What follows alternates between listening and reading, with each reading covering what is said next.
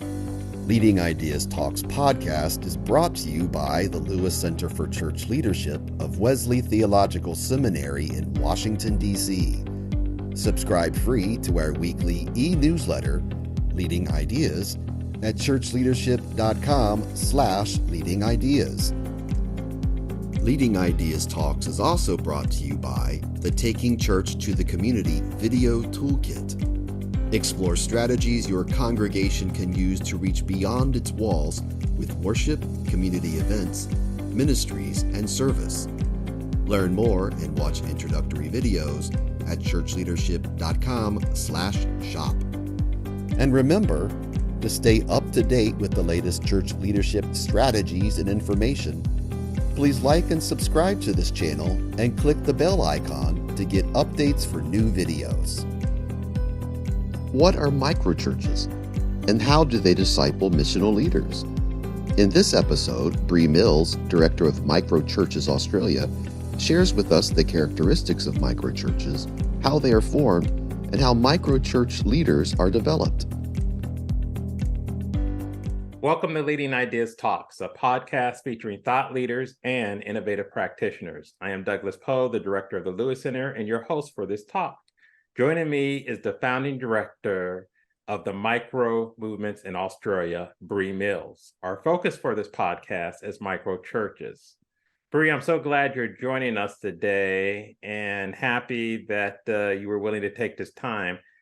Can you, as you sort of introduce yourself, share a little bit about yourself, any denominational background before we sort of get started into the microchurch movement? Yeah, awesome. It's great to be here. It's really great to have a chat with you guys. I'm from Melbourne in Australia, and by training and background, I'm an ordained Anglican minister in the Anglican Church of Australia. But I work predominantly now in a multi-denominational kind of space. I'm married. I've got 3 teenage children, and we're all still alive, so that's a good start. But yeah, it's been a great journey with microchurches and starting to move in Australia in this sort of direction. So yeah, so that's just a bit of a background. So I was a minister for about 15 years, I think, in different capacities, and then have moved more into this microchurch space and training and resourcing others. Well, again, thank you for being with us. And I'm going to start with the very obvious question. How do you define microchurch, and sort of what is microchurch? Yeah, sure. It's a really good question. And the answer kind of is, it depends. And it depends who you are and what you're talking about. But for me, it's all about that idea of having a small community of disciples that's intentional about reaching out on mission to a particular people or place and demonstrating, proclaiming the gospel and making disciples in that sort of space. So it's really about that small, intentional community that to a degree has a missional identity, like they come together for the purpose of mission and discipleship, whether that's towards a network of people or a particular geographical place. That tends to be the most broadly accepted definition of a microchurch. As you were talking, I'm thinking I'm Methodist and in the Wesleyan tradition, and we have sort of moved away from this, but at one time we had small groups, and they were sort of missionally focused small groups. So would you see micro churches as different, or how would you make the distinction between the two? Yeah, well, it kind of depends on what your small groups are. A lot of small groups these days tend to have focus on a fellowship together, on times of worship and learning, but they're not missionally driven. So usually that's the biggest difference between a small group and a microchurch is they don't have that sense of being sent together out on mission. Maybe if it's a good group, they'll have a sense of individually going and doing that. But the goal of a microchurch is to go together and focus on a particular people or group or place together generally to reach out. That's one of the big differences. I think the other difference is that the microchurch is seen as church in itself, and it's a group of people who want to do life together and work together, as opposed to people who just come together once a week. It's a community. A lot of language is used around like extended families. It's a family on mission that does this work together, and I think that's quite a difference from a typical small group.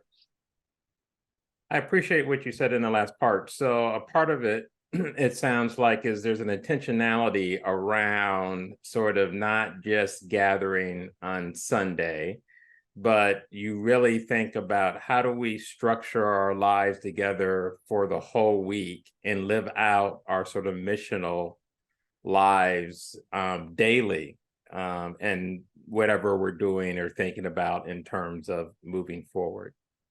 Yeah, absolutely. And to do that together.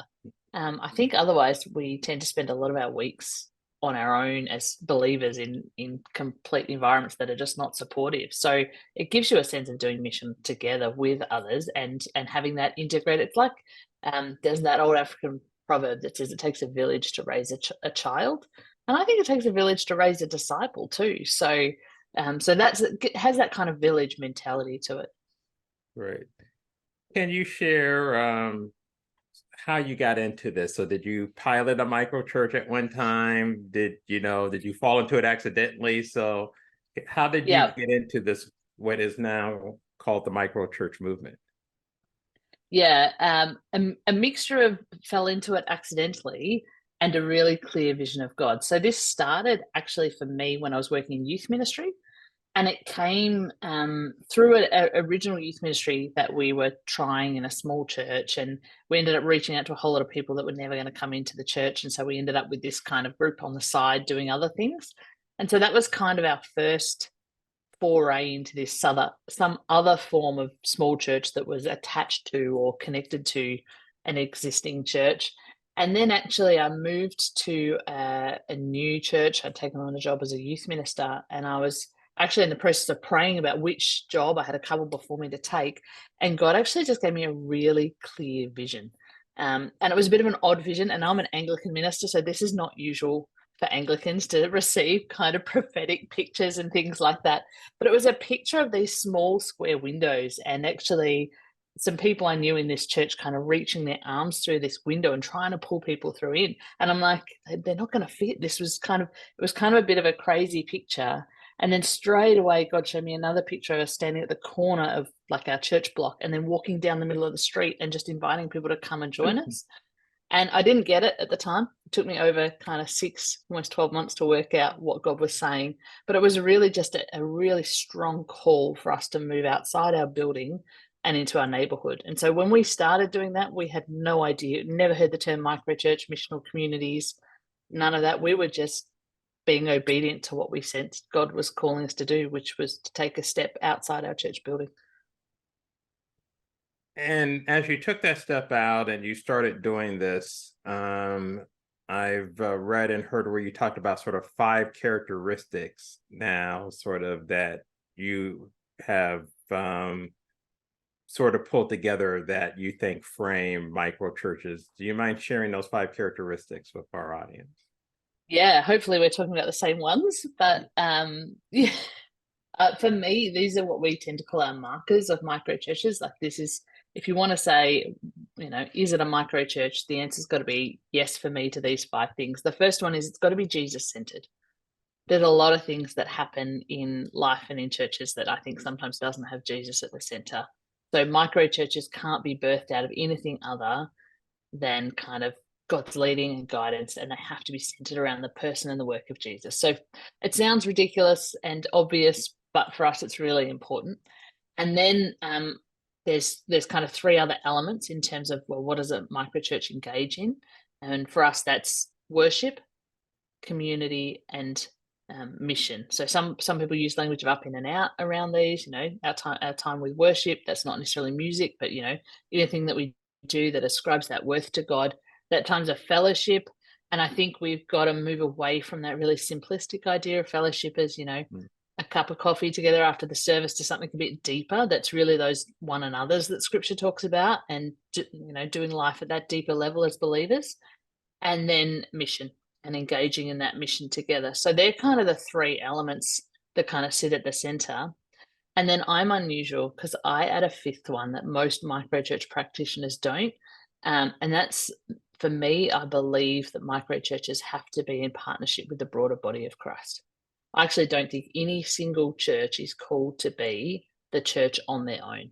We're all called to be part of the one church And that means that we remain in relationship and in connection with others around us, whether that's, your partner with a existing church, whether that's you have a network of micro churches, whether that's you've just got a good relationship with the other 3 churches around you, whatever that might be, you can't exist in isolation. I actually think it's a biblical imperative that we can't exist in isolation. So they're kind of the 5 things that I hold pretty tightly to. And I think when one of those is missing or something's going wrong in one of those, you can kind of see it really, really clearly. And that's where issues start to form with some of these micro churches.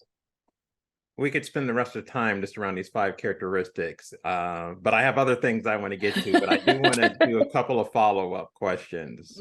Go for it. With the 5. So the first is, how do you sort of help to make sure these 5 become a part of the DNA or the fabric when a new micro church starts? Because I think the challenge is, all churches would agree, hopefully, with the 5 characteristics you've outlined. But the hard part is creating that DNA within a congregation. How do you get it, build it into?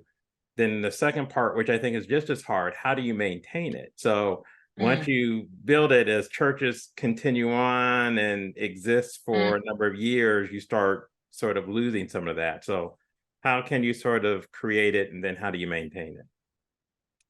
Yeah, so we, in our training and resourcing of the micro churches we're connecting with, our questions when someone comes to us and says they want to start a micro church, they're based around these 5 characteristics. So they're based around, tell us why, what's the vision behind it? And basically, we're looking for that sense of God directed, not, well, my pastor at my church is doing something I'm unhappy with, so I'm going to go do this. And then we're like, hang on, that doesn't sound Jesus centered. We're going to tell you to go sort that out before you come back to us. So I guess there's a degree that at the starting point that we're checking and we're asking questions that are around these 5 from the word go. We're also helping people to set up rhythms. So when you think through the kind of worship, community, mission, you can actually see that lived out in whatever rhythms of life you have as a community. So if they're saying to us, we want to meet as a micro church, we're going to meet on a Sunday morning, we're going to read the Bible, and we're going to do this, I'm going to be like, great, that's excellent. That'll give you times of worship, times of fellowship. Tell me about how you're going to do times of mission. So actually structure it out. So the micro church that I'm currently involved in, actually tonight, we run a board games night at a local neighborhood house that we run once a month. And we do lots of other things in the community. We've got a netball team. Like, there is so many things that are kind of part of our rhythm of life together. And they're not all, intentionally evangelistic. We're going to stand up there and present the gospel at those places. They're just places that we're engaging in our community and building relationships in that space. So we're really particular about actually building those things into your rhythms. And I think if you don't build them into your rhythms, they get lost. So I've seen lots of micro churches who have great intentions to do something in their community or to serve someone in their community, but they spend most of their time just whistling through ideas and never actually getting to do something because they haven't structured it into their gatherings. And they're so busy with their other gatherings of just, their Bible studies, their meeting with, triplets or whatever it might be, that they don't leave any time left in their calendars. So it's got to be structured into their rhythms of life. And really, the partnership is structured into their accountability. Who are you accountable to beyond yourself? You're accountable to a network. You're in accountability relationships with other pastors around you. So to a degree, when you build it, all of this can be structured into that process. And then depending on what metrics you use or what accountability mechanisms you use, it actually can be held in the same way that we come back and we ask every 6 months, how you going? What do your rhythms look like? We actually have a little tool where we talk about being Jesus-centered, worship, community, mission, and we're trying to get to the sweet spot in the middle. And we say, draw your community for us. Are you like huge worship at the moment with a little bit of community, a little mission? Like, you can actually visually get people to map out where they think they're at and therefore where they need to adjust. And so that's one of the tools that we use to just help people keep their eye on all 3 and not just get moved in one direction. I know your context is Australia, but I'm curious are you aware of micro churches within the United States? And do you have any connection or relationship with any of those churches? I do. There's a lot of micro churches in the States, and they've been a great blessing to us throughout our journey. I remember I connected with the Underground Church in Tampa about 2015. So we were probably 4 or 5 years into what we were doing in Melbourne, and a friend connected me to this underground church that wasn't being public about what they were doing. And yeah, we just found great relationship and friendship with those guys and a lot of similarities about what we were doing. But we've connected with lots of different groups over the years in the US. There's the underground guys in the microchurch space. There's a lot of guys in the missional community space, and there's some learnings from that we found helpful. And then even more recently, a couple of guys in the house church space, which is slightly different, but has been interesting to talk with them and hear their stories and things like that as well. So yeah, there's heaps going on in the States. I spent some time with a guy who's planted some micro churches through the Disneyland parks, which was Interesting. really, really, really exciting to hear his story. He's doing some great work training others through that space. But yeah, really exciting.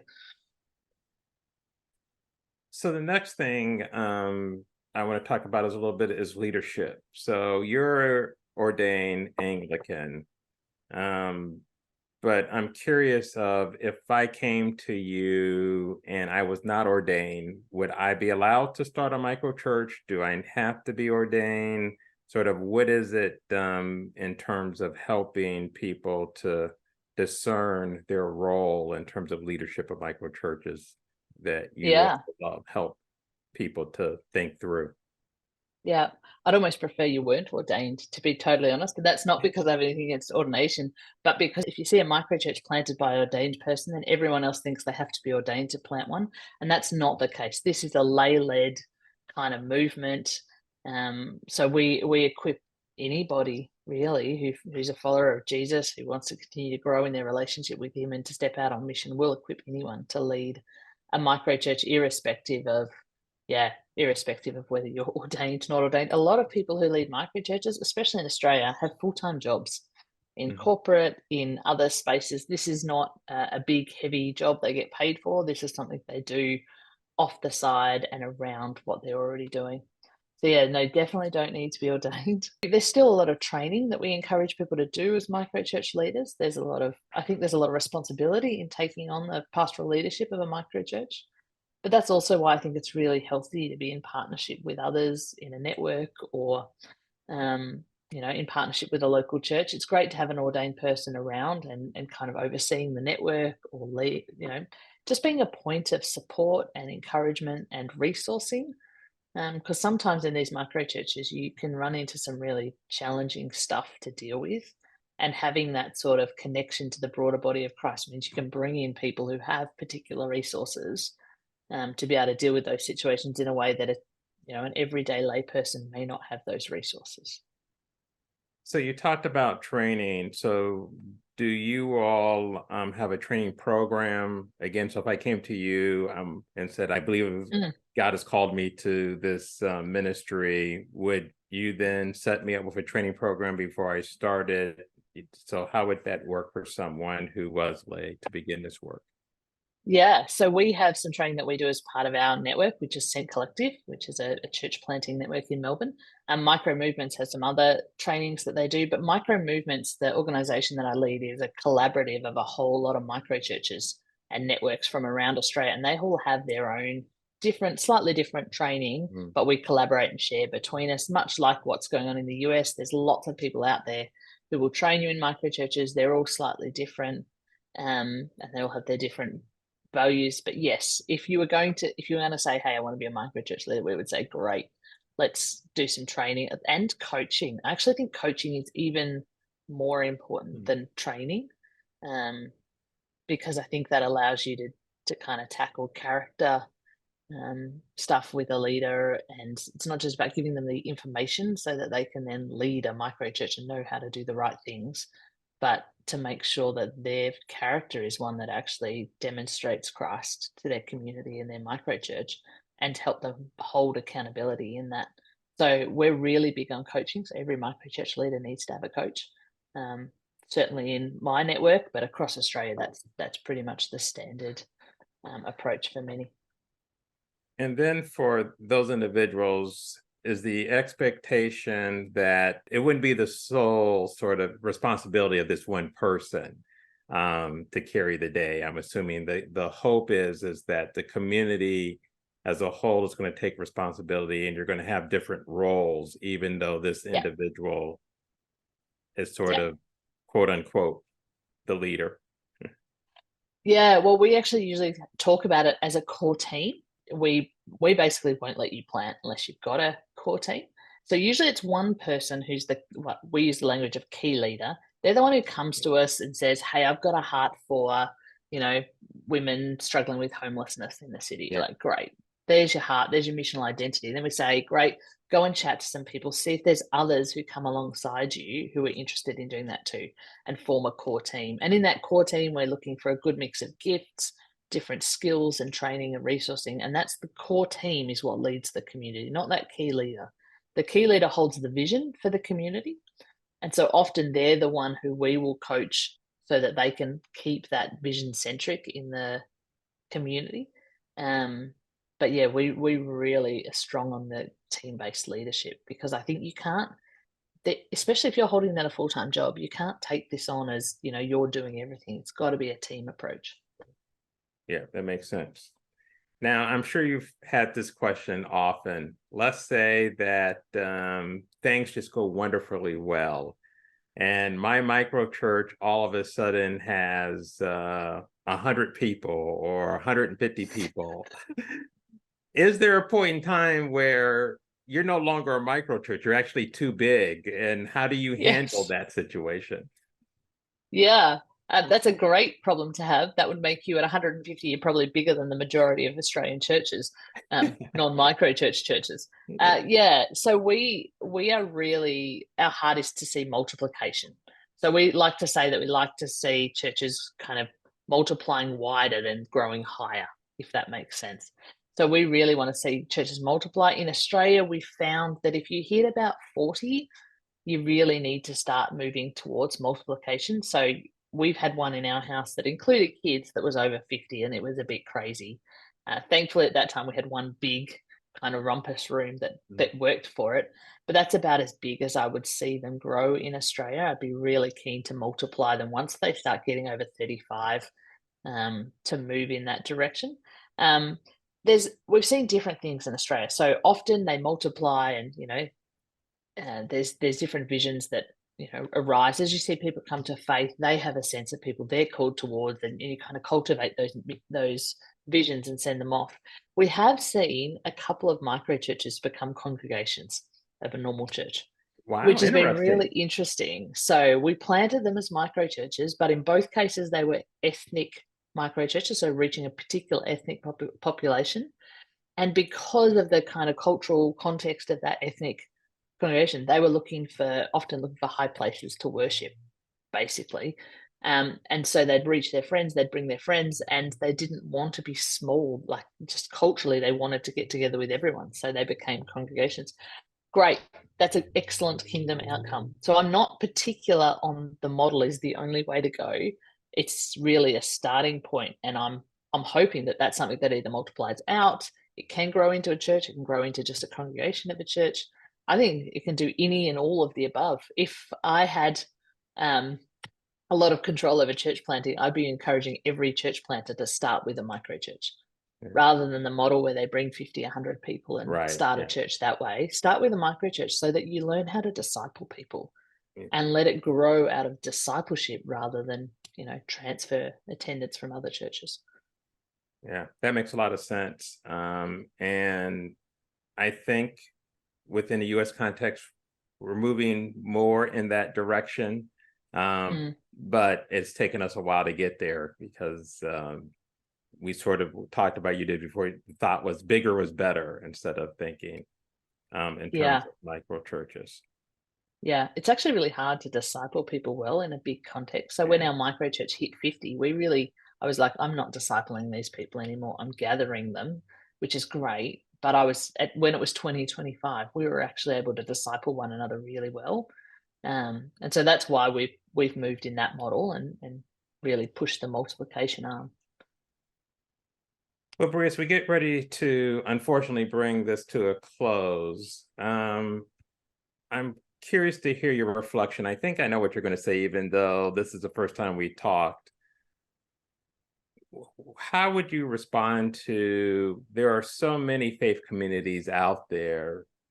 Why is there a need for another movement like the microchurch movement? Yeah, I think because there's still unreached people in our world. Like if that's my, I'll put Yeah. my little evangelist hat on. But genuinely, because I think the churches that we have are going to reach a certain group of people and we need them. I'm not a proponent to say shut down all our mega churches or our Right. neighborhood churches. They reach particular people and they will still continue to reach, I think, the de-churched population. But what we're seeing in Australia is that micro churches are reaching the unchurched, have never been to church in their life, have never been raised in faith, which in Australia is a much larger percentage of our population than in the US at the moment. People who have absolutely no affiliation with a Christian church, they're never going to come to a church or seek out a church.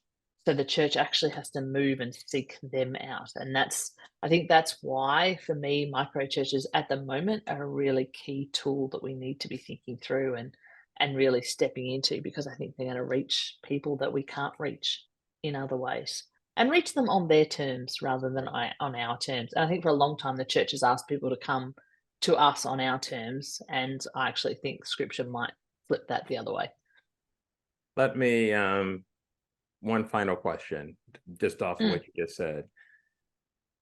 I can picture, and I don't know if this happened in Australia, but I could certainly see it in the United States. Someone listens to the podcast and they love everything you say, and they're in a congregation. So they say, you know what? We can just start our own micro church right off of our congregation. How would you respond to that individual?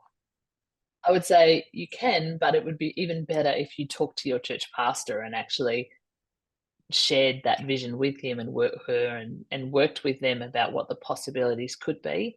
Our original network that we planted out of a place called Glen Waverley in Melbourne was a large church of about 500 people, and we started planting these micros alongside of it. We ended up having a kind of 12 or 13 micro churches planted alongside the existing church and running both in harmony mostly together. And what we saw was the resources of the large church really fed the small micro church movement, and the missional energy from the micro church really enlivened the predominant model church. And I'm a big fan of that kind of dual system. So I would be really encouraging people, don't leave and start your own thing, work together.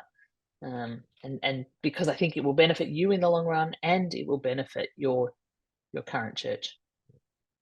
Bree, this has been wonderful again. I really appreciate your joining us and the work that you're doing. I'm appreciative of the work that you're doing. So thank you for sharing about the microchurch movement with us. Thanks for having me. It's been great. All right. Thanks for joining us for Leading Ideas Talks. Please like and subscribe to this channel and click the bell icon to get updates for new videos.